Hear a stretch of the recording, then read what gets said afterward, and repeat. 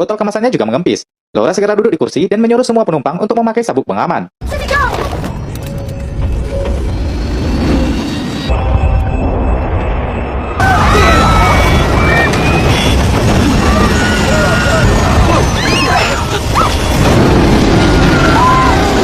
Semua orang segera memakai masker saat kejadian itu. Rachel yang di toilet kebingungan dan kesulitan bernapas tanpa alat bantu oksigen.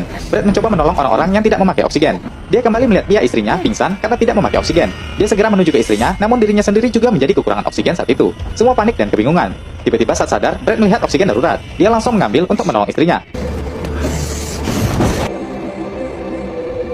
Setelah beberapa saat kemudian, mereka sudah bisa bernapas dengan normal kembali. Kapten langsung mengumumkan kalau pesawat mereka mengalami masalah dengan tekanan kabin. Menurut komputer, ada kebocoran karena turbulensi sebelumnya tadi.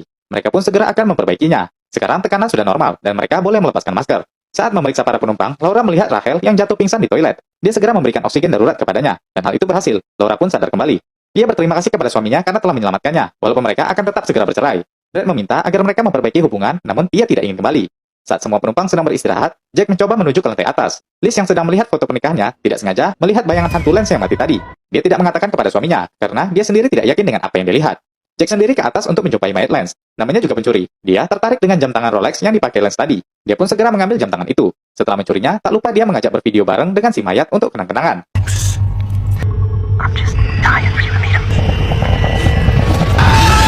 Di dapur, Laura dan Suzy sedang bersih-bersih. Saat itu, Laura tidak sengaja melihat jet tempur F-16 berada dekat dengan pesawat mereka. Suzy yang tidak memperhatikan bilang ke Laura kalau penumpang bernama Jack tidak terlihat dari tadi di kursinya. Mendengar itu, Laura pun mengajaknya untuk mencari Jack. Laura bertanya ke Rachel yang duduk di sebelahnya. Rachel bilang tadi dia pergi ke atas.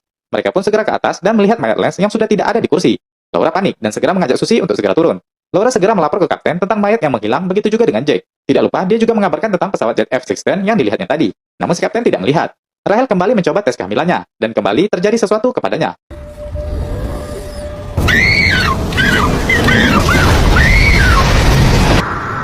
Kejadian hilangnya mayat dan penumpang tadi didengar juga oleh beberapa penumpang. Mereka saling mengatakan kalau mereka juga melihat beberapa penampakan setelah Lance mati. Brad dan yang lainnya curiga kalau ini semua ada hubungannya dengan Lance. Mereka mencoba menyelidiki dengan mengambil barang-barang Lance yang masih tersimpan secara diam-diam. Kapten sendiri bertanya kepada Laura, apakah mereka telah menemukannya?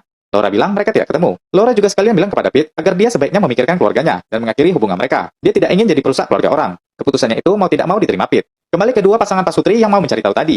Mereka tidak menemukan apapun di tas Lance, kecuali beberapa botol sampel rambut yang diberi nama. Tak lama kemudian, Jacinta yang melihat tindakan mereka tadi segera datang membawa kotak antik Lance yang sudah dicurigainya dari awal. Mereka pun membukanya, dan kotak itu sendiri berisi sebuah boneka yang cukup menyeramkan. Tertulis boneka itu adalah boneka kematian yang disebut sebagai Shinigami. Lance adalah pengusaha boneka. Rambut-rambut tadi adalah sampel rambut boneka yang akan dibuat. Dia membawa boneka itu untuk dikirim ke konsumennya